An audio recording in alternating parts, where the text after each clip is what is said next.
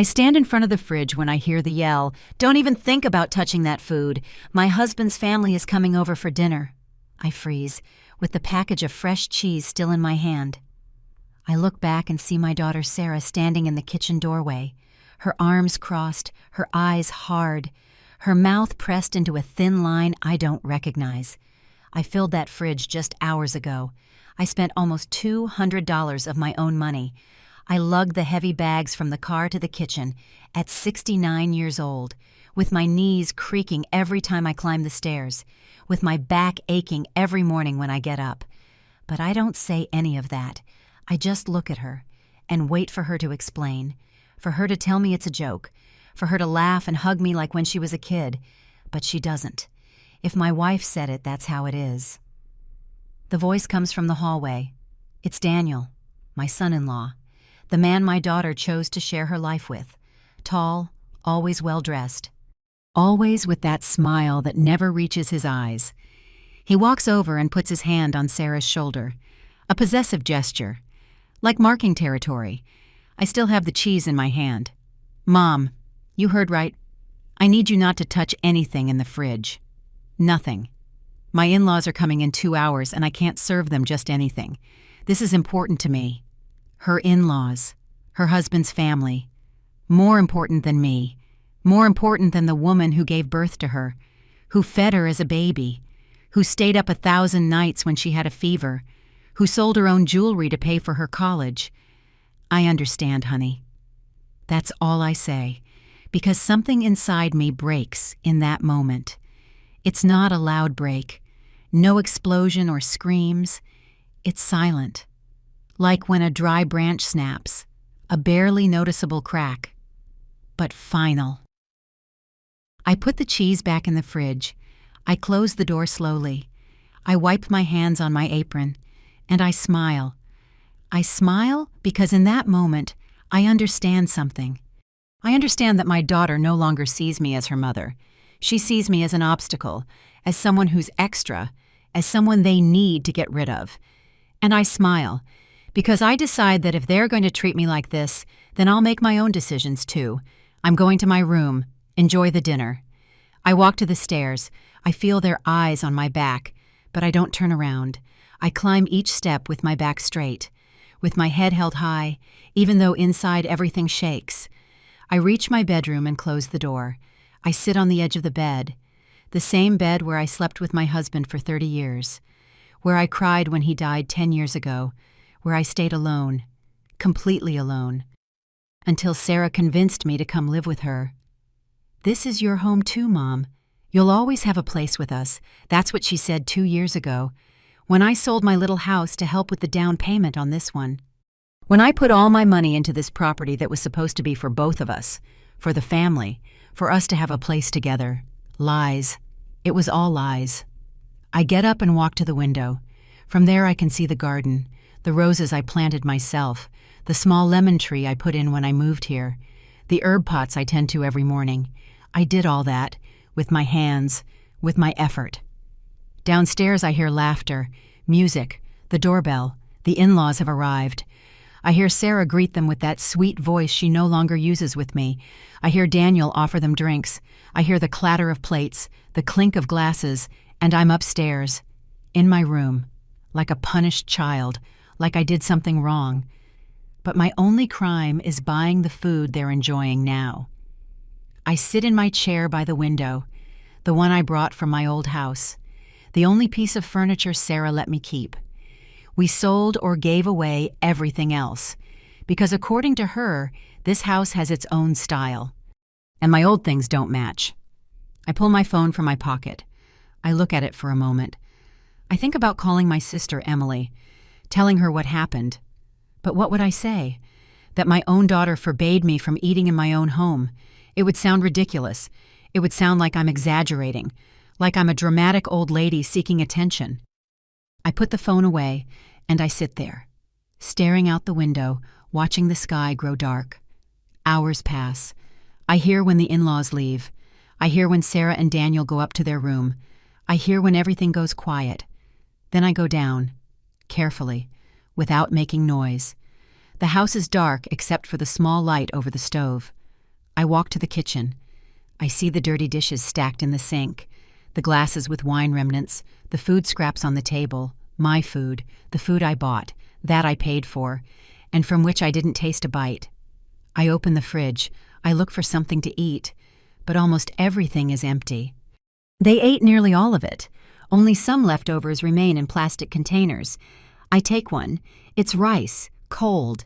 I eat it like that, standing, in front of the open fridge, with the light illuminating my tired face. And while I eat that cold rice, I understand something else. I understand that this isn't new. This has been happening little by little, so slowly I didn't notice. Like when water heats gradually, and the frog doesn't jump because it doesn't sense the danger until it's too late. The small slights, the comments, the looks, it was all part of a plan.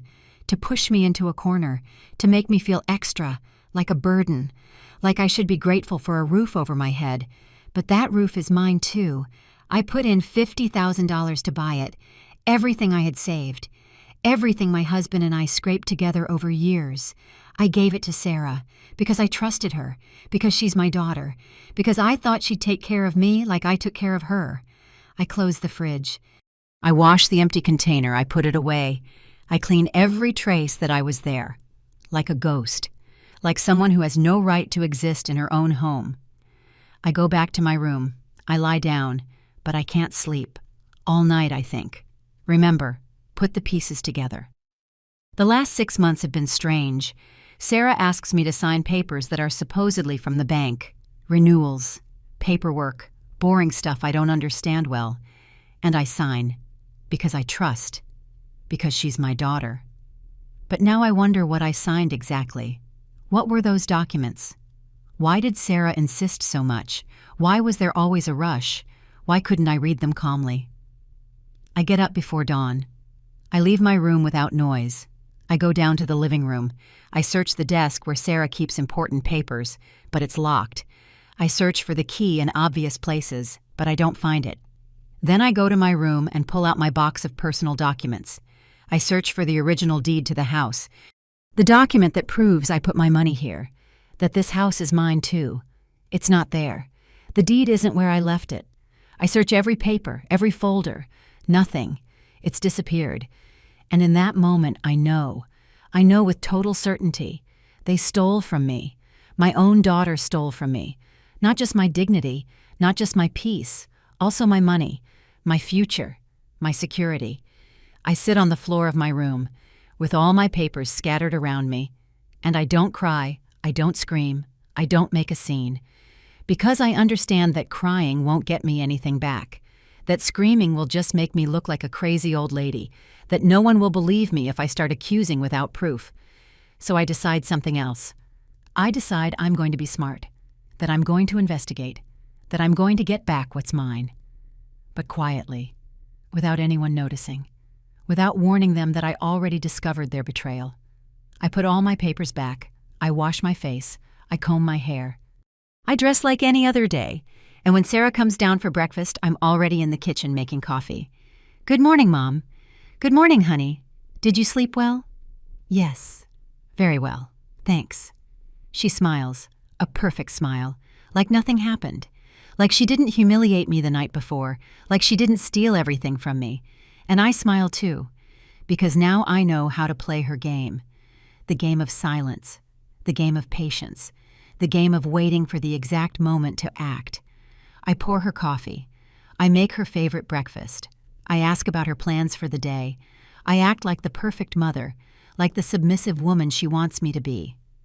But inside, I'm already planning, already thinking about each step, each move, how I'm going to get my life back, my house, my dignity.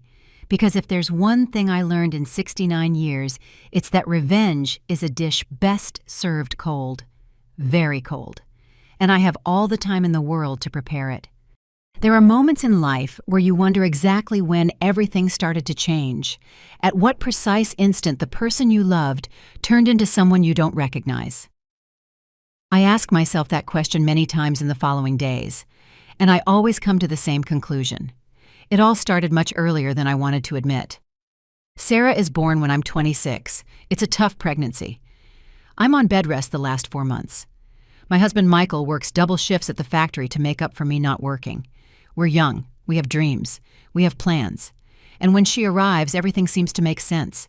She's a beautiful baby, with big dark eyes, with a smile that lights up any room.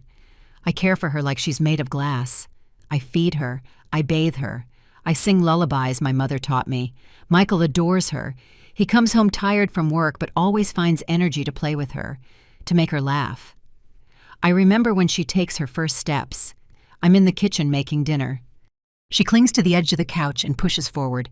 She takes 3 wobbly steps before falling on her butt.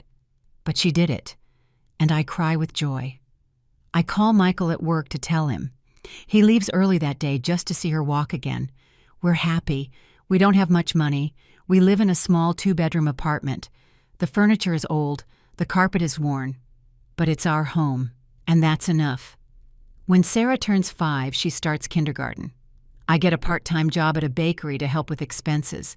Michael stays at the factory. We work hard. We save what we can. We dream of buying a house someday, of giving Sarah everything we never had. She's a good student, brings home good grades, participates in school plays, has friends. She's a normal, happy kid. Or so I think, because now when I look back, I see things I didn't see then. Small details I ignored because I didn't want to see problems where I thought there were none. Like when she's 8, and I ask her to share her toys with the neighbor's daughter. She refuses. She hides all her toys in her room and locks the door. I think it's just a phase, that all kids go through selfish stages. I talk to her. I explain the importance of sharing. She nods, but she never shares her things. Or like when she's 12 and finds $100 I hid in a drawer for emergencies. She asks if she can buy a dress she saw at the store. I say no. That money is for something important. She gets mad, doesn't talk to me for 3 days, and when she finally speaks to me again, it's like nothing happened. But the money disappeared. I never find it, and she never mentions it. I should have seen it then. I should have paid more attention. But I'm so busy working, so tired at the end of the day, so focused on surviving that I don't notice the signs. Michael dies when Sarah is 19, a massive heart attack at work. He collapses mid-shift. By the time he reaches the hospital, it's too late. I get the call at 3 in the afternoon. My life splits in 2 that day, a before and an after, a world with Michael and a world without him. Sarah doesn't cry at the funeral. That surprises me. She's serious, quiet, but dry-eyed, no tears. I ask if she's okay. She says yes, that she's just processing, that she'll cry later, but I never see her cry for her father. The next years are hard. Michael's life insurance is modest, enough to pay for the funeral and leave some savings. I keep working at the bakery, but now I also clean houses on weekends. I need money for Sarah's college. She wants to study business administration. It's an expensive degree, but I'm willing to do what it takes. I sell Michael's tools. I sell his car. I sell some jewelry I had saved, all to pay tuition, to buy her books, to give her money for transportation and food. I eat less. I wear the same clothes for years. I don't buy anything unnecessary. Everything is for her. Everything. During college, Sarah comes home only when she needs money. She calls, says she has unexpected expenses, that she needs to pay for a project, that there's a special fee. And I give her what she asks, without questioning, without doubting, because she's my daughter, because I think I'm investing in her future. She graduates with honors. I'm at the ceremony, proud, excited, crying with happiness. It was worth it. All the sacrifice was worth it. Or so I think. She gets a job quickly, a big company, a good salary. She tells me now she'll take care of me, that it's her turn to care for me, that everything I did for her she'll return multiplied. And I believe her, because I want to believe her, because I need to believe my sacrifice meant something. But months pass and nothing changes. She keeps asking for money, for a course, for a work trip, for professional clothes, and I keep giving, because that's who I am, that's who I've always been. The one who gives, the one who sacrifices, the one who puts everyone before herself. She meets Daniel at work. She introduces him to me 6 months after they start dating. He's polite, well-dressed, comes from a family with money, works at the same place as her, seems like a good man. And I'm happy for her. I think she finally found someone who'll make her happy. They get married the next year, a big wedding, in a fancy hall, with over 200 guests. I pay my share, $15,000 from my savings.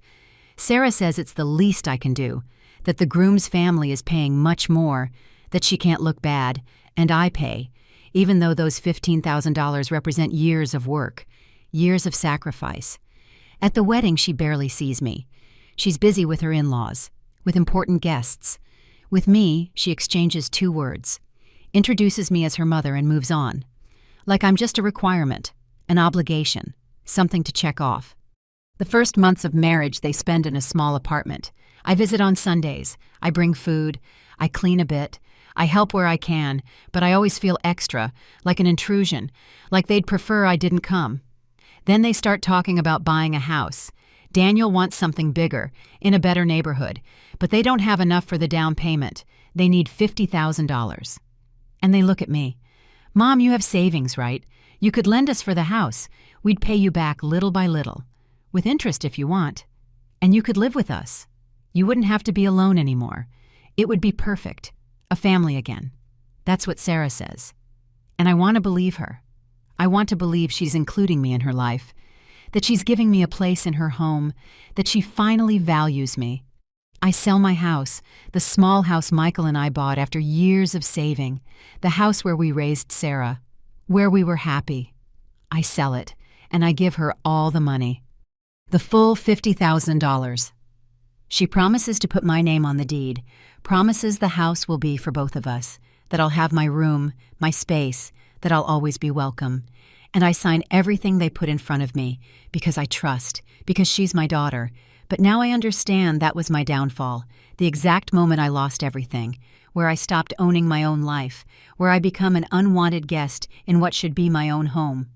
The first months in the new house are tolerable. Sarah still keeps up appearances. She greets me in the mornings, includes me in some conversations, lets me cook and join in home decisions. But there's something off, something I can't quite identify, an invisible tension that hangs in the air every time I enter a room. Daniel works late, comes home tired and locks himself in his study. Sarah spends hours on her phone. I keep busy cleaning, cooking, tending the garden, trying to be useful. Trying to justify my presence in this house that's mine too, even though it feels less so every day. One day I find papers on the dining table, bank documents. I see them by accident while cleaning. I don't mean to read anything private, but my name catches my eye on one page, and that grabs my attention. It's a document about the house mortgage. I read quickly, trying to understand. There are numbers, legal terms I don't get well. But one thing is clear. My name isn't on the deed as owner. It only appears as a reference, as someone who contributed money, but not as owner. Something cold runs through my body. I pick up the paper with shaky hands. I read it again, more slowly, trying to find my name in the list of owners. But it's not there, only Sarah Johnson and Daniel Reyes, no one else. I hear footsteps on the stairs. I quickly put the paper back and keep cleaning. Sarah enters the living room. She looks at me with that expression she started using. That mix of annoyance and superiority. What are you doing, Mom? Cleaning, honey. Just cleaning. She grabs the papers from the table and leaves without another word. I stand there, with the rag in my hand, heart racing, with 1,000 questions in my head. That night I can't sleep. I toss and turn over what I saw. Maybe I misunderstood. Maybe my name is on other documents. On the original deed, Sarah promised to include me, that the house would be for both of us. She wouldn't lie to me. She couldn't lie to me. But the doubt is planted, and like a weed it starts to grow, to spread, to poison every thought. The following days I start paying more attention, noticing things I overlooked before, like the times Sarah asks me to sign papers without letting me read them well, says they're bank paperwork, renewals, boring stuff not worth reviewing. And I sign, trusting, because she's my daughter. But now those signatures haunt me. What did I sign exactly? What were those documents? Why always in a hurry? Why couldn't I take my time to read? One afternoon, while Sarah is at work, I search the desk in the living room. I need to find the house deed. I need to see my name there. I need to confirm everything is okay, that I'm just being paranoid, but the desk is locked. I search for the key in obvious places, in the kitchen drawer, on the bookshelf, on the entry shelf. Nothing. The key doesn't turn up. I try to open it with a paperclip, with a hairpin, but it doesn't work. The desk stays locked, guarding its secrets, protecting them from me. Then I remember I have my own copy of documents. When I sold my house, I kept everything in a special box. Important papers, my marriage certificate with Michael, his death certificate, payment receipts, and supposedly the deed to this house, the proof that I put my money here. I go up to my room. I pull the box from under my bed. I open it with shaky hands. I search through all the papers. I check every document, every folder, every envelope. The deed isn't there. It's simply not where I left it. In its place, there's a receipt, proof that I transferred $50,000 to Sarah's account, but nothing else. No document proving my ownership of the house. I sit on the floor, with all the papers scattered around me, trying to remember, when was the last time I saw that deed? Where did I put it? Who else has access to my room? And then I understand. Sarah has a key to my room. I gave it to her myself, so she could clean when I'm not there, so she could use the bathroom if hers is occupied. I never thought she'd use it to steal from me. But now it's obvious. She entered. She searched my things. She took the only document that protected me and destroyed it, or hid it, or whatever she did with it. I put all the papers back in the box. I close it. I hide it in a different place, in the back of my closet, behind old boxes, where no one would think to look. That night, Sarah comes home late from work. She carries a bag from an expensive store. New clothes, shoes, things that cost hundreds of dollars. I see her unpack everything in her room, removing tags, trying on in front of the mirror, happy, carefree. And I think about my $50,000, how that money represents years of my life, years of work, of sacrifice, of getting up early and going to bed late, of eating little to save more, of buying nothing for myself, of living with the minimum, all to have security, to have something of my own, to not be a burden to anyone. And now that money pays for her expensive clothes, her comfortable life, her big house, while I have nothing, just a room they can take away whenever they want, just a spot at a table where I'm less welcome every day. I go down to the kitchen to make tea. I need to calm my nerves. I need to think clearly. I put water on to boil. I take out my favorite mug, the one I brought from my old house. A simple white ceramic mug with hand-painted flowers. Michael gave it to me on our first anniversary. I'm waiting for the water to boil when Daniel enters the kitchen. He looks at me in that way he started using, like I'm something in his way, like my presence bothers him. "Linda, I need to talk to you." I turn to him. I wait for him to continue. "Sarah and I have been thinking. This house is expensive to maintain. The utilities, the taxes, everything's going up in price. And while you live here but don't contribute anything, you eat our food, you use our electricity, our water. Everything comes out of our pocket." His words hit me like buckets of ice water. Me who just filled the fridge with $200. Me who cleans the whole house, who cooks, who tends the garden, who does everything I can to not be a burden. But I don't say any of that. I just look at him, waiting for him to finish. "So we think it would be fair if you paid something. A monthly rent, not much, just $500, to help with expenses. It's the minimum, really. Any room in this neighborhood costs double. $500 for living in the house I helped buy, in the house where I put all my money, in the house that's supposed to be mine too." "Sure, Daniel. I'll think about it." "There's not much to think about, Linda. It's starting next month. Sarah will give you the details." He pours himself a glass of water. He drinks it slowly, watching me, like waiting for me to say something, to protest, to refuse. But I stay quiet, still, with my empty mug in my hands. When he leaves, I turn off the stove. I don't want tea anymore. I don't want anything. I just want to go to my room, lock myself in, process everything that's happening. I climb the stairs, each step heavier than the last. I enter my room. I close the door. I sit on my bed. And for the first time in a long time, I let the tears come. I cry silently, face in my hands, body shaking. I cry for my naivety, for my stupidity, for trusting so much, for giving everything without protecting myself, for believing a mother's love was enough. But after a while, the tears dry up, and something else appears in their place, something cold, something hard, something I didn't know I had inside, rage, but not the hot rage that makes you scream, the cold rage that makes you think, the rage that plans, that waits, that acts at the precise moment. I get up, I wash my face, I look in the mirror. I see a 69-year-old woman, tired, with wrinkles, with gray hair, but with alert eyes, with determination. I'm not going to sit back. I'm not going to let them steal from me like this. I'm not going to let them treat me like trash. I've given too much. I've sacrificed too much. And now it's time to get back what's mine. The following days are strange. I keep doing everything as usual. I get up early, make breakfast, clean the house, tend the garden. But something changed inside me. I no longer do it with love. I do it with strategy. Every move calculated, every word measured, every smile fake. Sarah doesn't notice, or maybe doesn't care. She goes on with her life, with her job, with her outings, with her shopping.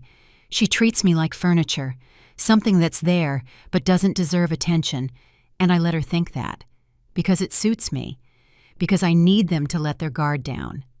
I start observing everything more carefully, their schedules, routines, when they leave, when they return, where they keep important things, what conversations they have when they think I'm not listening. One morning, while cleaning the living room, I find Sarah's phone on the couch. She forgot it when rushing out to work. I look at it for a moment. I know her password. I've seen her enter it hundreds of times. 4 simple numbers, her wedding date. I pick up the phone. I unlock it. My hands shake, but my mind is clear. I go into her messages. I search conversations with Daniel, with her friends, with her in-laws. I read fast, taking mental notes of everything. There's a chat with her friend Samantha, recent messages. I read them with my heart pounding. I'm almost done getting my mom off the deed. The lawyer says in 2 weeks it'll all be ready. Finally, I can sell this house and buy something better without her claiming anything. The words hit me like punches. I read the message again, and again, and again, trying to process what I'm seeing. She didn't just remove me from the deed. She's planning to sell the house I helped buy, and buy another where I have no rights. I keep reading. There are more messages from weeks ago. My mom is so naive. She signs everything I put in front of her, doesn't even read. Now just one more document and done. Problem solved. Problem. I'm a problem to her, her own mother, the woman who gave birth to her, who raised her, who sacrificed her whole life for her, is just a problem to solve. I take photos of all the messages with my own phone. My hands shake so much some come out blurry, but I take several of each. I need proof. I need to document everything. There's another chat with someone named Leonard Torres, a name I don't recognize. I open the conversation. Mrs. Johnson. As I told you last week, we processed the documents you brought. Your mother signed the waiver of rights on the property. Everything is in order. We just need her to sign one last paper and the process will be complete. You can stop by the office anytime. A lawyer. She went to a lawyer. She forged documents, made me sign my own doom, and I didn't even know. I note the lawyer's name, his phone number, the office address from the chat. Everything, every detail, every word. I keep checking. There are photos, scanned documents, copies of papers I signed without reading well, contracts, waivers, assignments of rights. All there, on her phone, like trophies of her betrayal. I take photos of everything, one by one, making sure they're clear, that every word is readable. This is gold. This is what I need to prove what they did to me. I hear a car in the driveway. My heart stops. I look out the window. It's the neighbor. I keep checking the phone. I have little time. I don't know when Sarah will return. I find a folder called Mom Documents. I open it. There are copies of my ID, my birth certificate, the deed to my old house, the transfer receipts for the money. Everything they need to steal from me is there, organized, filed, like a criminal dossier. And then I see something else, a recent document, a quote for a new house, in another neighborhood, bigger, more expensive, dated last week. They're already looking where to move, already planning to leave me on the street. I take photos of everything, then I delete the call and message history so she won't know I accessed her phone. I leave it exactly where I found it, in the same angle, in the same position. I go up to my room. I close the door. I sit on the bed. I connect my phone to my old computer, the one I brought from my previous house. I transfer all the photos. I save them in a hidden folder. I make copies on a USB drive I had stored. I can't risk losing this proof. While transferring the files, I think about everything I saw, about how my own daughter planned my destruction with such coldness, such precision, like I was just an obstacle in her path, something to remove so she could move forward. I finish saving everything. I hide the USB in a safe place, inside a box of tampons in my bathroom. No one will look there, especially Daniel. I go down to the kitchen. I put water on to boil. I make tea. My hands no longer shake. My mind is strangely calm. Now I know exactly what I'm fighting against. I know how deep the betrayal is, and that gives me power, because knowledge is power. And now I have both. That afternoon when Sarah gets home from work, she's upset, searching desperately for something. "Mom, have you seen my phone?" "No, honey, where did you leave it?" "I don't know. I had it this morning, but I can't find it." I help her look. We check the living room, the kitchen, her room. I act worried, supportive, like the perfect mother she thinks I still am. Here it is. It was between the couch cushions. She grabs it with relief. She quickly checks her messages, her calls. Everything seems in order. She suspects nothing. Why would she? I'm just her naive mother, the dumb old lady who signs whatever they put in front. "Thanks, Mom. You're welcome, honey." She goes to her room. I stay in the living room, looking out the window, watching the sky darken. But I no longer feel lost. I no longer feel like a victim. Now I know exactly what to do. The next days I spend investigating. I search online for the lawyer Leonard Torres. I find his website. His office is half an hour away. I read about his services, real estate, estates, contracts, exactly what Sarah needs to steal from me. I also search for my rights. What I can do if someone made me sign documents under deception. I read legal articles, forums, testimonies from others in similar situations. I take notes, save links, prepare. One afternoon, while Sarah and Daniel are at work, I go to the bank. The same bank where we handled the house mortgage. I ask to speak with an executive. A young woman about 30 attends me, with a professional smile. "Good morning, ma'am. How can I help you? I need information on a property. I'm a co-owner but don't have copies of the documents. I want to know how to get them." She asks for my ID. I hand it over. She types on her computer, frowns. "Mrs. Thompson, according to our records, you don't appear as owner of any property." "That's impossible. I put $50,000 toward the down payment on a house. I have the transfer receipt." I show her the receipt I saved. She reviews it. Types more on her computer. I see the transfer here, but it was made to Sarah Johnson's name, not as part of a co-ownership contract. It was a gift, a donation. "So you have no rights over the property." Her words confirm my worst fears. They tricked me from the start. There was never intent to put me on the deed. It was all a plan to take my money. Is there anything I can do? "You'd have to consult a lawyer, ma'am. We only handle the financial part. But if you sign documents waiving your rights, it'll be hard to recover anything." I thank her. I leave the bank. I walk to a bench in the nearby park. I sit. I breathe deep. The cool air fills my lungs, clears my mind. Now I know 3 things for sure. First, they stole from me legally. Second, I have proof of the conspiracy. Third, I need a lawyer. A good one. One not on Sarah's side. I pull out my phone. I search for lawyers specializing in family fraud. I find several. Read reviews, compare prices, note numbers. I'll call tomorrow.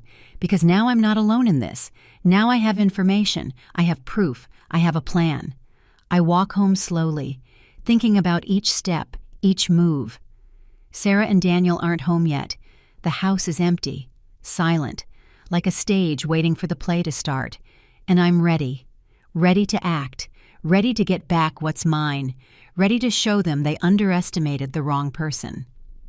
The next day I wait for Sarah and Daniel to leave for work. I dress carefully.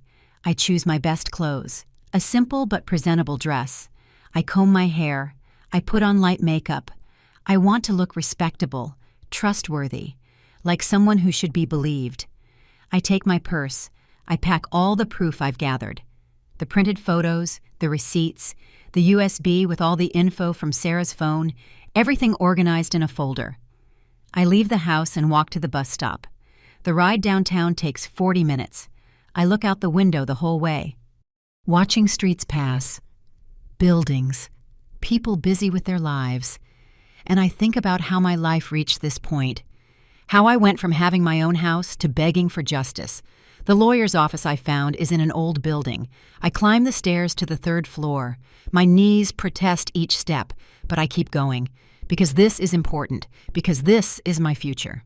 I knock on the door. A secretary greets me. I explain I need an urgent legal consultation. She makes me wait in a small room. There are old magazines on a table, cheap pictures on the walls. But the place looks clean, organized, professional. After 20 minutes, they call me. I enter an office where a man about 50 waits. Gray hair, glasses, simple suit. He offers me a seat with a kind gesture. "Mrs. Thompson, I'm attorney Maurice Ortega. Tell me what's bringing you here." And I tell him. Everything, from the beginning. How I sold my house, how I gave the $50,000, how they promised to put me on the deed, how they made me sign papers without explaining, how I discovered the betrayal. While I talk, I pull out all the documents, the photos, the proof. He listens in silence, taking notes, reviewing each paper I show him. His expression is serious, focused. He doesn't interrupt once. He lets me pour out everything I have bottled up. When I finish, there's a long silence. He keeps reviewing the documents, especially the photos of Sarah's messages. He reads them several times. Then he looks at me. "Mrs. Thompson, this is fraud, abuse of trust, possibly document forgery. Your daughter and son-in-law could face serious criminal charges. I just want my money back, or my rights to the house. Whatever is fair. I understand. But I need to be honest with you.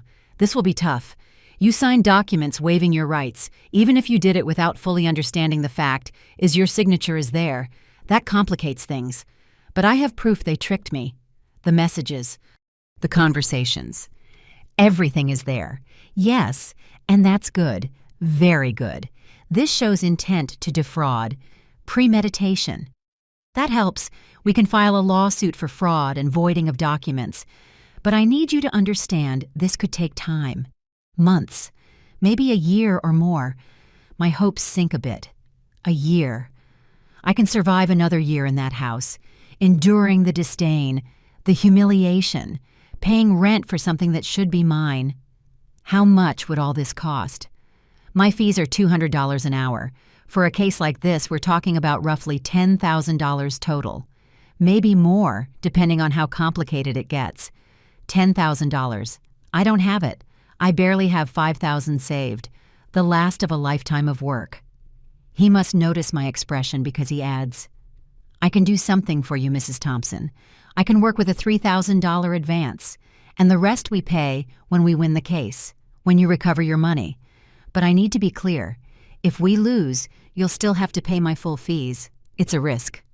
But what choice do I have? Stay quiet and lose everything, or fight and maybe recover something? I accept. What do you need me to do?" "First, I need you to sign a contract with me. Then we'll request from the public registry copies of all documents related to the property. We'll ask for certified copies of everything your daughter submitted. And we'll prepare a formal lawsuit. How long does that take?" "About a month to gather everything. Then we file the suit. Your daughter and son-in-law will be notified. They'll have to respond. That's when things get interesting. They'll know it was me. They'll know I sued them. Yes, no way to avoid it.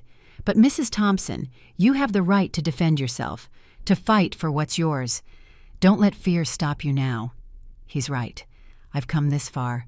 I've discovered the truth. I have the proof. I can't back down now. I sign the contract. I give him a check for $3,000, almost everything I have in the bank. He gives me copies of everything. Explains the next steps. Tells me he'll keep me informed of every progress.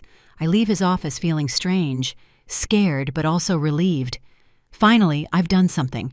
Finally, I've taken action. I'm no longer just a victim waiting for things to improve. Now I'm someone who fights. The ride home I do in silence, thinking about what's coming, about how they'll react when they get the lawsuit notice, what they'll say, what they'll do. I get home before them. I change clothes. I hide all my documents in the secret spot. I start making dinner like nothing happened, like it was a normal day. When they arrive, I greet them as usual. Sarah barely looks at me. Daniel doesn't even respond to my greeting. We eat in silence, each in our own world. And I watch. I store every detail, every gesture of disdain, every moment of humiliation, because all that gives me more strength to keep going. The following days are waiting. Attorney Ortega calls me every week to update. He's requested documents from the public registry. He's reviewing everything, preparing the legal strategy. He asks for patience. Meanwhile, I keep documenting everything at home. Every time Sarah treats me badly, every comment, every slight. I start recording conversations on my phone, carefully, without them noticing. I don't know if they'll be legal, but I want everything on record. One day, a certified envelope arrives in the mail. It's from the public registry, documents the lawyer requested. I grab it before anyone sees. I hide it in my room. That night, I open it with shaky hands. Inside are copies of everything. The house deed only with Sarah and Daniel's names. The documents I signed waiving rights I didn't even know I had. It's all there, in black and white, proof of my naivety, of my stupidity, of how they used me. But there's also something else. Inconsistencies, dates that don't match, signatures that look different. The lawyer marked several points with sticky notes. This is useful. This we can use. Possible forgery. I feel a spark of hope. Maybe there's a chance. Maybe I can win this. 3 more weeks pass. Attorney Ortega summons me to his office. When I arrive, he has everything ready on his desk. A stack of organized papers, legal documents, the lawsuit ready. Mrs. Thompson, we're ready. I'll file the lawsuit tomorrow. In 2 or 3 days, your daughter and son-in-law will get the notice. I want you to be prepared for their reaction. It won't be pleasant. I know. I'm ready. I also need to warn you. They might try to intimidate you, pressure you to drop the suit, threaten to kick you out of the house. If that happens, call me immediately. We have legal resources to protect you. I thank him. I leave his office with a mix of fear and determination. In 2 days, everything will explode. In 2 days, no turning back. That night, I barely sleep. I think about all the possibilities, all the ways this could go wrong. But I also think about justice, about getting my dignity back, about showing them they can't just steal from me and get away with it. The attorney files the lawsuit on a Friday. He calls to confirm. It's done, Mrs. Thompson. Now we just wait. The weekend is eternal. Every time the doorbell rings, my heart races. But nothing happens. Sarah and Daniel go on with normal life, oblivious to what's coming. Monday morning, the mailman arrives, rings the bell. I open the door. He has 2 certified envelopes, one for Sarah Johnson, another for Daniel Reyes. Lawsuit for fraud and voiding of documents.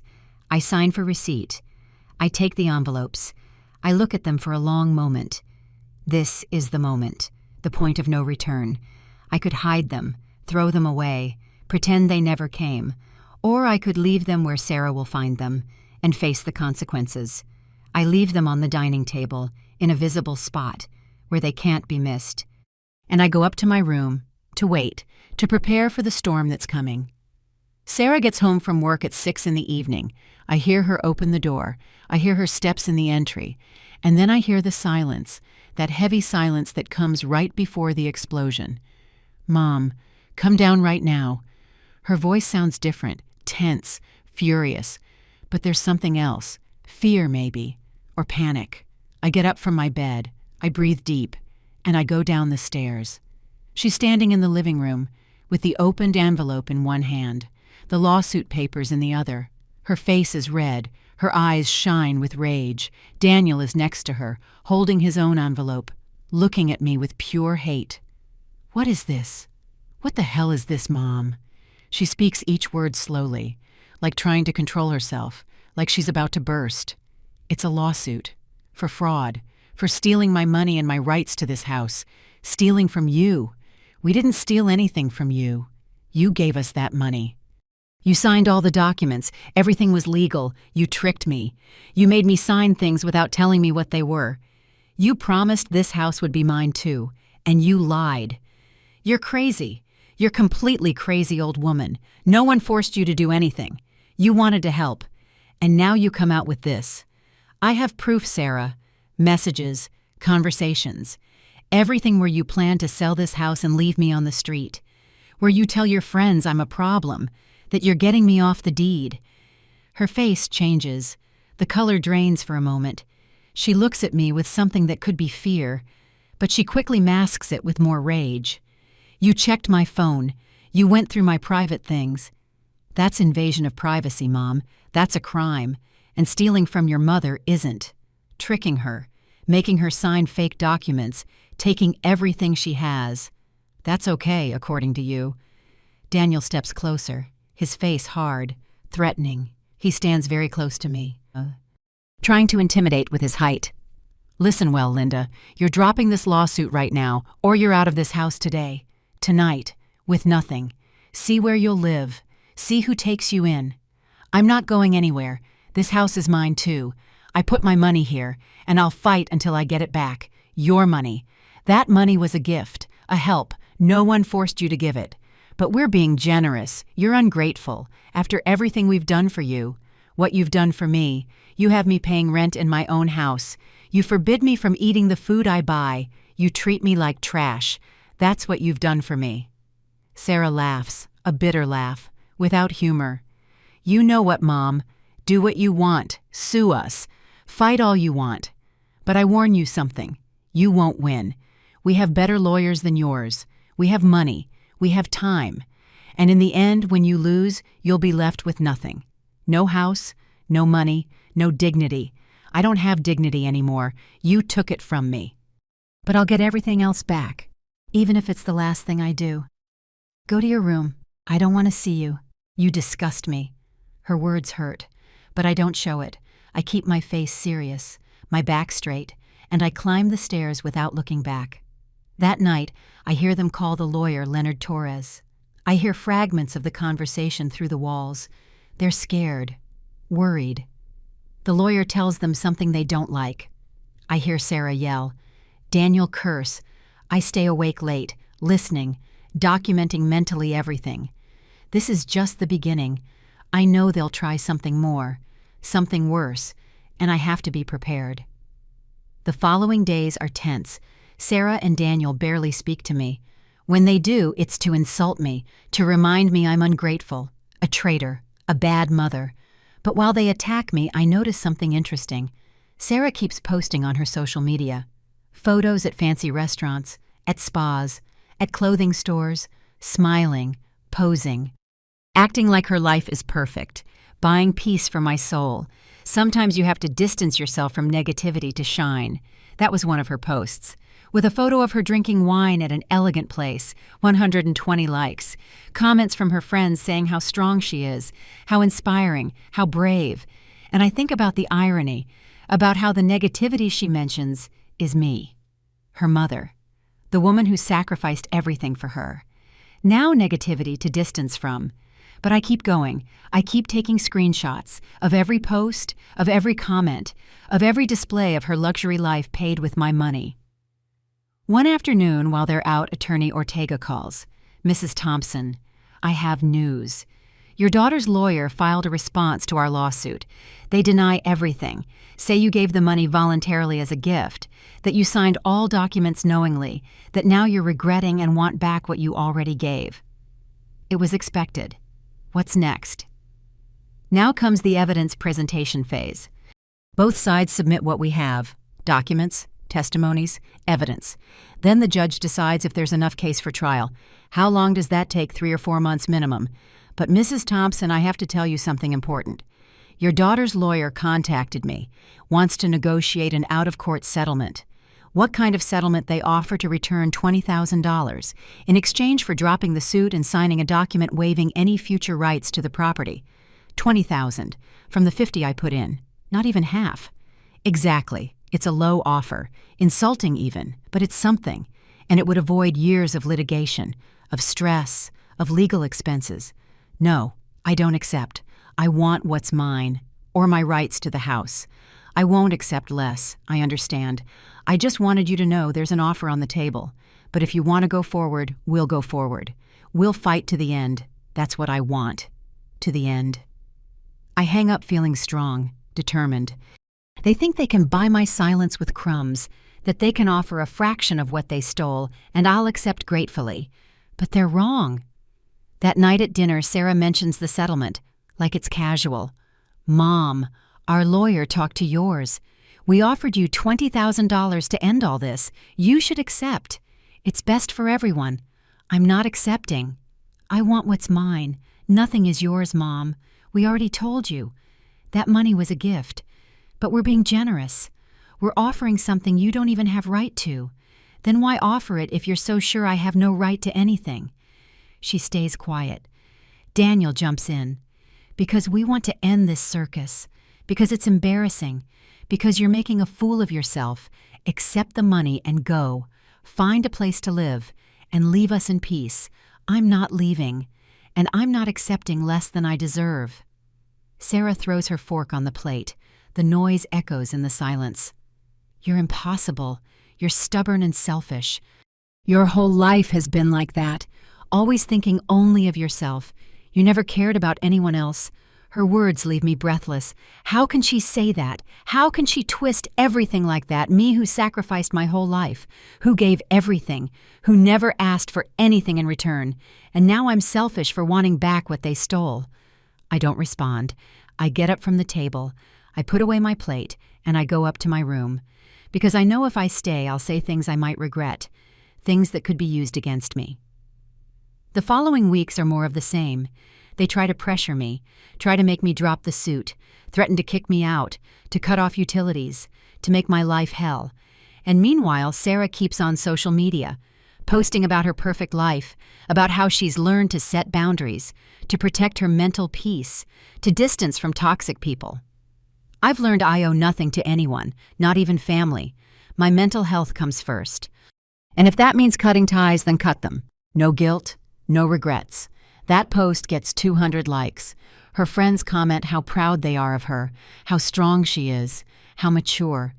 And I wonder if they know the truth. If they know the toxic person she talks about is her mother, the woman who gave her life. But I keep going. I keep gathering evidence. I keep working with my lawyer. I keep preparing for what's coming. Because I know this isn't over, that the worst is still ahead. And I'm right. 3 months after filing the suit comes the date of the first hearing. Attorney Ortega prepared me for this moment, explained what to expect, how to behave, what to say and not say. But nothing can really prepare me for how I feel seeing my own daughter sitting across the courtroom. I arrive early. I dress in my best clothes. A simple suit I bought years ago for Michael's funeral. I comb my hair carefully. I want to look respectable, dignified, like someone telling the truth. Sarah arrives with Daniel and her lawyer, Leonard Torres. She wears an expensive dress, designer shoes, perfect makeup. She looks successful, professional, like the victim of a problematic mother. Exactly the image she wants to project.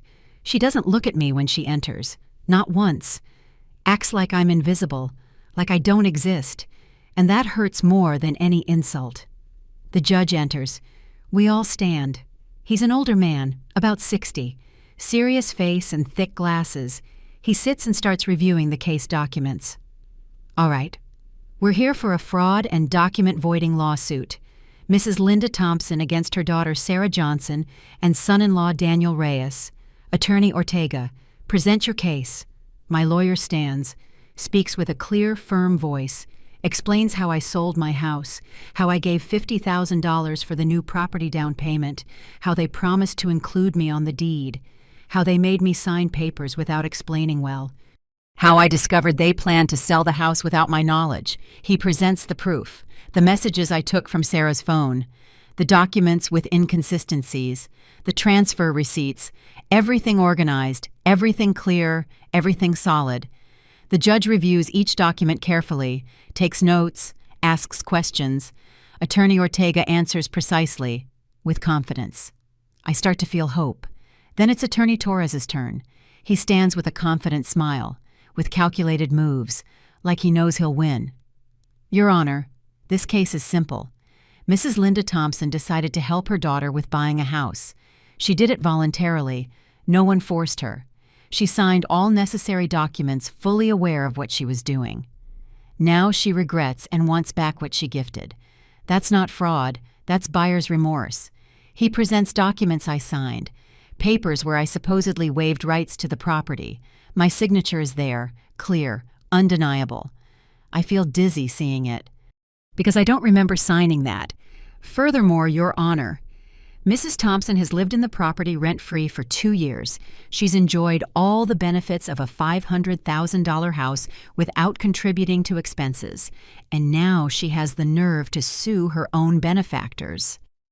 Benefactors. That word burns me. Like they did me a favor. Like I'm a beggar grateful for crumbs they give. The judge raises his hand to silence him. Attorney Torres, I'm seeing text messages where your client clearly states she's removing her mother from the deed through deception, that she plans to sell the property without her knowledge. How do you explain that Torres doesn't even flinch? Private conversations, Your Honor. Obtained illegally. Mrs. Thompson violated my client's privacy by checking her phone without permission.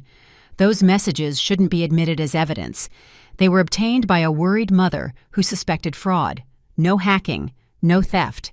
She simply checked a phone in her own home and found proof of a crime. The judge keeps reviewing documents, asks more questions to both sides. I answer when it's my turn to speak, with a shaky but clear voice. I tell my story, how I trusted my daughter, how they tricked me, how I discovered the truth. Sarah speaks too, with tears in her eyes, with a broken voice. She acts like the hurt daughter, the victim of a manipulative mother trying to extort her. My mother has always been like this, Your Honor, always controlling, always wanting power over my life. We offered her a home, we gave her everything, and now she repays us with this lawsuit, with these horrible accusations. It hurts. It hurts so much that my own mother thinks I'm capable of stealing from her. Her performance is perfect. She cries at the right moment. Her voice trembles when it should. She looks at the judge with pleading eyes, and I see how he watches her, how his expression softens a bit. And in that moment, I understand something. I understand that truth doesn't always win, that sometimes who acts better, who lies better, who has the better lawyer, that's who wins. The hearing lasts 3 hours. At the end, the judge says he needs time to review all evidence, that he'll give his ruling in 2 weeks, that both parties must wait for his decision. We leave the court in silence. Sarah and Daniel leave in their new car, a luxury vehicle costing over $50,000, bought after I gave them my money. I leave on the bus, as always. Attorney Ortega walks me to the stop. How do you think it went? Good, Mrs. Thompson. It went good. We have strong proof. The judge saw the inconsistencies, saw the messages. I think we have a chance. But he's not sure. I can hear it in his voice, and how he avoids looking me straight in the eyes. There's doubt, and that doubt terrifies me. The next 2 weeks are the longest of my life. At home, the atmosphere is unbearable. Sarah doesn't talk to me at all. Daniel looks at me with pure hate. I eat in my room. I stay locked in most of the time, like a ghost in my own home. But I keep documenting. I keep gathering evidence, just in case I need to appeal, in case I have to keep fighting. Then the day comes. Attorney Ortega calls me early in the morning. Mrs. Thompson. The judge gave his ruling. My heart stops. I wait. The seconds feel like hours. We won the first part. The judge determined there's enough evidence of fraud. He ordered a deeper investigation. And best of all, He ordered any attempt to sell the property frozen until the case is fully resolved. I can't believe it. I've won something. Not everything, but something. The judge believed me. He saw the truth. What does that mean exactly? It means your daughter can't sell the house, can't make any moves with the property without court approval, and it means we're going to full trial. That's where we'll fight for voiding the documents and returning your money. It's a small victory, but a victory. For the first time in months, I feel something like hope. When Sarah gets the notice that afternoon, her reaction is explosive. I hear screams from my room, things breaking, curses, Daniel trying to calm her out of control. I go down the stairs. I need to see her face. I need to see the moment she realizes she won't get away so easily. She's in the living room, with papers scattered everywhere, face red, fists clenched. This is your fault. All this is your fault. Now we can't sell. We can't do anything with this house because of you. It's my house, too. I put my money here. And I won't let you sell it without getting back what's mine. I hate you. I hate you so much. I wish you never came to live here. I wish you'd stayed in your old house and left us alone. I stayed in my house. You convinced me to sell it. You asked for the money. You promised this would be my house, too. And you lied. So don't come at me saying it's my fault. Get out. Get out now. I don't want you here. I'm not leaving. The judge ordered you can't touch this property. That includes kicking me out. So I'm staying. And I'll stay until this is resolved. I climb the stairs before she can respond. I enter my room. I lock the door. And for the first time in months, I allow myself to smile. I've landed the first real blow. I've shown I won't give up, that I won't let them trample me. And though there's still much ahead, though the fight is just starting, I've won this battle. And that's enough for now. Enough to keep going. Enough to fight. Enough to believe that maybe, just maybe, justice exists. I sit on my bed. I pull out my phone. And I text Attorney Ortega. Thanks. For believing me. For fighting for me. For not giving up. His reply comes quick. Don't give up, Mrs. Thompson. We're just starting. And we're going to win. And I believe him, because I have no other choice, because I've come too far to back down, because my dignity, my future, my life, everything depends on this, and I won't fail. Not now. Not after everything I've been through. Not after finding the strength I didn't know I had. This is my fight, and I'll win it, no matter the cost. The following months are a silent war. Sarah and Daniel can't kick me out by judge's order. Can't sell the house. They're stuck with me as much as I'm stuck with them. And that drives them crazy. They start with small, petty tactics, like stopping buying things I use. My favorite coffee, my brand of bread. Say if I want those things, I pay for them myself. And I do, without complaining, without giving them the satisfaction of seeing me upset. They cut the internet in my room, say it's to save, but theirs keeps working perfectly. I go to the public library to use computers when I need something. I adapt. They change locks on some house areas, the basement, the garage, the study, like marking territory, like telling me you don't belong here. And I let them do it, because those small battles don't matter. The big war isn't over. But while they play those childish games, I keep gathering evidence, documenting everything, every act of hostility, every attempt to make my life impossible. Everything gets recorded. Everything helps. Attorney Ortega works on the case, submits more documents, more proof, gets testimonies from neighbors confirming I live there, that I maintain the house, that I put money into the property. 6 months after the first hearing comes the full trial date. This time, it's final. The judge will decide if the documents I signed are valid or if I was fraud victim. Will decide if I get my money back or lose everything. The night before, I can't sleep. I stare at the ceiling, thinking about all possibilities. What I'll do if I win. What if I lose? How my life got to this point. The trial day dawns gray, cloudy, like the sky itself knows what's at stake. I dress carefully. The same suit from his first hearing. My hands shake buttoning it. The courtroom is fuller this time. More people, more witnesses. The case drew attention. A mother suing her daughter, a family betrayal story, the kind people find fascinating in a morbid way. Sarah arrives with a full team, her lawyer Torres, 2 assistants, Daniel and his parents, all dressed impeccably, all projecting success, power, money, trying to intimidate with their presence. I arrive alone with Attorney Ortega, but I don't feel small. Not this time, because I know truth is on my side, and that matters more than all their money. The trial lasts 2 full days. Each side presents arguments, witnesses, proof. Attorney Torres brings experts who analyze my signature, say it's authentic on all documents. That I signed knowingly. But Attorney Ortega brings his own experts, graphologists who find inconsistencies, small differences in some signatures, different pen pressure, slightly different angles. Enough for reasonable doubt. I take the stand. I tell my full story, with a firm voice, without crying, without drama. Just the simple, painful truth. How I trusted my daughter, how they promised to include me in the property, how I discovered they lied. Attorney Torres cross-examines harshly, trying to make me look like a liar, like a manipulative mother after money. Asks why I didn't read the documents before signing, why I trusted so much, why regret now I don't regret trusting. I regret trusting the wrong people. A mother shouldn't have to read fine print when her daughter asks for help. A mother should trust her own daughter won't steal from her. My answer hangs in the courtroom silence. I see some jury members nod slightly. I see the judge note my words. Then it's Sarah's turn. She takes the stand in her expensive dress. Perfect makeup, prepared performance. She cries, says she loves me, that she never meant to hurt me, that it was all a misunderstanding.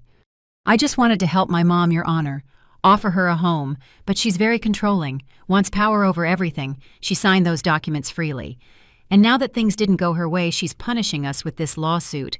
Her voice breaks at the right moments. Her tears fall when they should.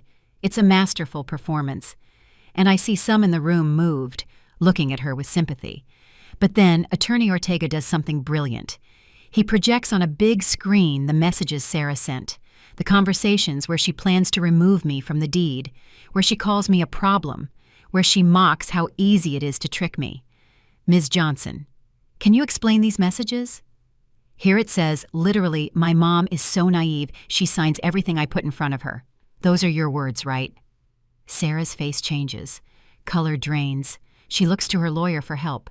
But Torres can only object, saying the messages were obtained illegally. The judge already admitted the evidence. It's too late to stop. I was angry. I was frustrated. I didn't mean it literally. But you wrote it, you thought it, and more importantly, you did it. You carried out a plan to defraud your own mother. It wasn't fraud. It was a gift she now wants back. A gift you planned to secure through tricks. A gift from which you planned to cut your mother without her knowing, then sell the property. That Ms. Johnson isn't a gift. That's theft. Sarah doesn't know what to answer. She stays quiet, looking at her lawyer, searching for the right words, but she doesn't find them, because there are no words to explain what she did. The trial continues. More witnesses, more documents, more arguments from both sides. But I know the crucial moment passed.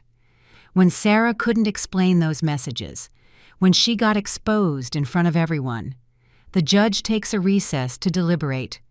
3 hours that feel like 3 years. I wait on a bench outside the room. Attorney Ortega tries to calm me, to give me hope, but I'm beyond hope. I'm in a place of acceptance, ready for whatever comes. Finally, they call us back. Everyone takes places. The judge enters, his expression serious. Impossible to read. I've reviewed all evidence from both parties. I've heard the testimonies. I've analyzed the documents. And I've reached a conclusion. The silence in the room is total. No one breathes. No one moves. I find there's sufficient evidence of fraud. That Mrs. Linda Thompson was deceived through false promises to give her money. That she signed documents without full understanding of their implications. And that there was deliberate intent to exclude her from rights to the property she helped buy. My heart starts beating faster.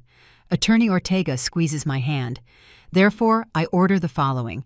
The documents signed by Mrs. Thompson waiving her rights are void. Mrs. Thompson has right to 50% of the property. or alternatively to full reimbursement of the $50,000 she contributed, plus accrued interest totaling another $15,000. Total $65,000. I've won. After months of fighting, of humiliation, of doubts, I've won. Justice exists after all. Additionally, I order Ms. Sarah Johnson and Mr. Daniel Reyes to pay Mrs. Linda Thompson's legal costs, and I impose a $10,000 fine for intentional fraud against a vulnerable family member. I hear a choked scream behind me. It's Sarah. Her face lost all color. Daniel holds her arm. Both look destroyed. The parties have 30 days to comply with this order, or will proceed with asset seizure. Case closed. The gavel bang echoes like thunder, and with that sound, it ends. I've won. I've got back my dignity, my money, my life. I leave the court with my head high. Attorney Ortega congratulates me, hugs me, celebrates the victory, but I feel strangely empty. Because yes, I've won money, I've won justice, but I've lost my daughter. And that loss hurts more than all the money in the world. The 30 days the judge gave them to pay pass in unbearable tension. Sarah and Daniel have to take a loan, sell their new car, empty their savings accounts, everything to gather the $75,000, $65,000 for me, $10,000 fine to the state. I keep living in the house during that time. But now it's different. Now I have power. Now they have to treat me carefully because the judge made clear any hostility could lead to more penalties. We don't talk. We cross in hallways like ghosts, each in our own world, waiting for this nightmare to end, though for each the nightmare means something different. The day I get the check is strange. No ceremony, no words. Attorney Torres comes personally, hands me the check, $75,000, more than I lost. I take it with hands that no longer shake, that no longer doubt. Thanks, attorney. He just nods, looks tired, defeated, like this battle cost him more than just time and effort. When he leaves, I look at the check for a long time. This piece of paper represents my victory, my justice, but also the definite end of my relationship with my daughter, because after this, no going back, no way to repair what's broken. That afternoon, I call a real estate agent, ask her to help find a small place, a one-bedroom apartment, something simple, something mine, something no one can take away. In 2 weeks, I find the perfect spot. An apartment in an old but well-kept building. It has a small kitchen, a full bath, a living room with a big window letting in sun, and a tiny balcony fitting 2 pots. It costs $250,000.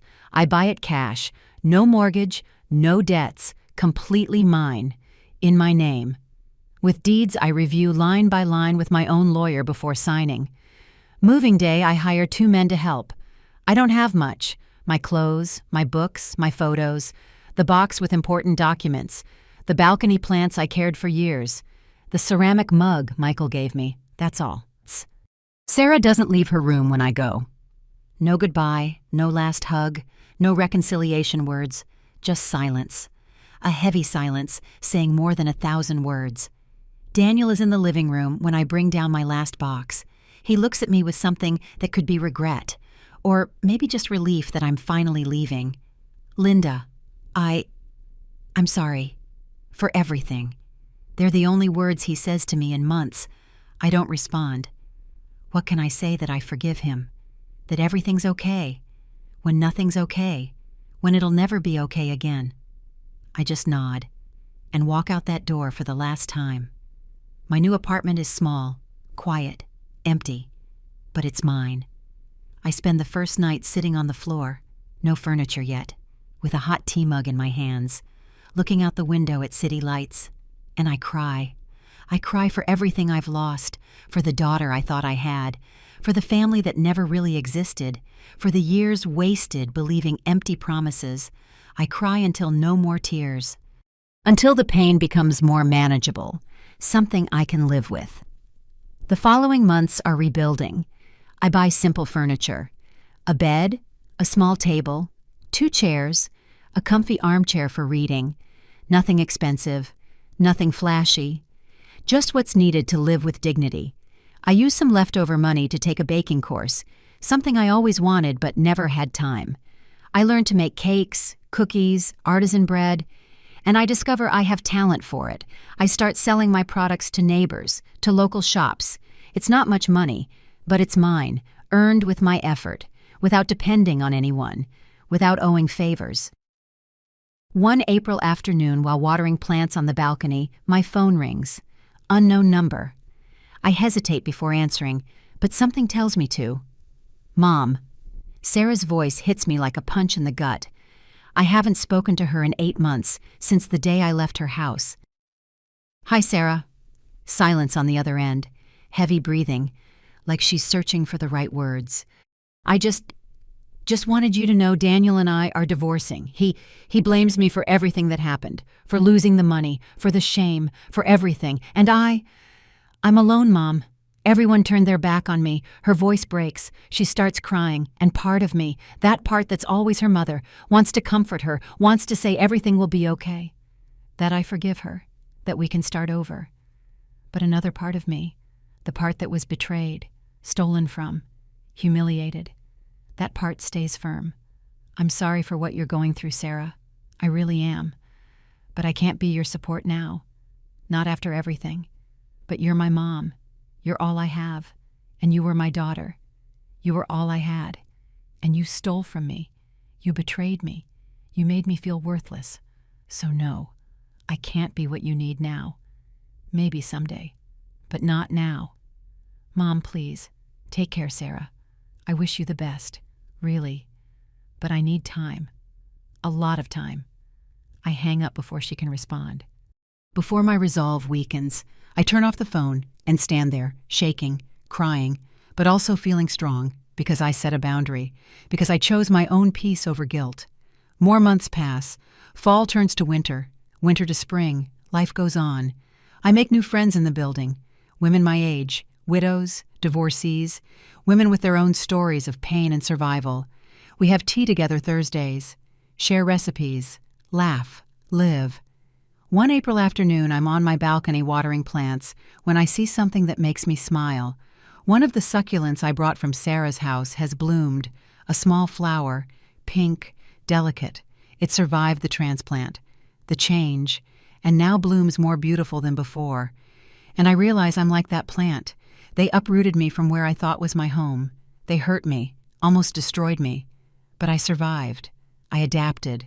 And now I'm blooming again, in my own space, in my own soil, at my own pace. That night, I make a simple dinner. Vegetable soup, homemade bread, herbal tea. I sit at my small table by the window.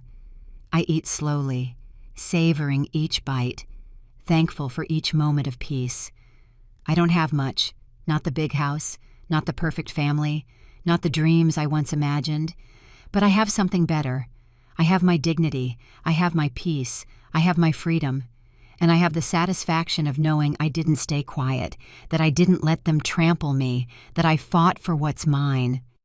Before bed, I write a few lines in my journal, something I started as therapy, and I write the most important truth I learned in all this. I didn't win because I yelled louder. I won because I proved the truth. I didn't stoop to their level. I didn't fill with hate. I just presented the facts. And that hurt more than any insult. That's my victory. Not becoming what they were to me. Not losing my essence in the process of reclaiming my life. I close the journal, turn off the light, and lie in my bed, in my apartment, in my home. And for the first time in years, I sleep deeply. No nightmares, no fears, just peace, because I closed that door, not for revenge, not for hate, but for love, self-love, the kind of love I forgot I deserved, the kind no daughter, no son-in-law, no false promise can take away. And that's enough, more than enough. It's everything.